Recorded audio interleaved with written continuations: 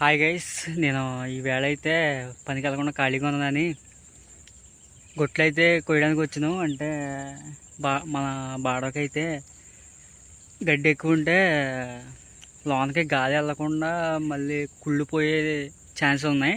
అందుకునే మనం ఎప్పటికప్పుడు లేకపోతే ముందైనా కొట్టుకోవచ్చు, లేకపోతే ఇలాగా గడ్డి అయినా కోసుకోవచ్చు.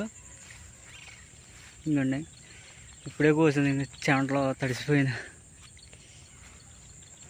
అంటే ఒకప్పుడైతే మనకి ఎక్కువగా గేదెలు ఉండే వాళ్ళు అయితే ఇలా గొట్ల ఉంటా కోసి చేసేవాడు. ఇప్పుడైతే ఎవడో చేయట్లేదు, ఇలాగా గొట్లు కొయ్యాలన్నా కానీ ఇబ్బంది పడుతున్నాడు.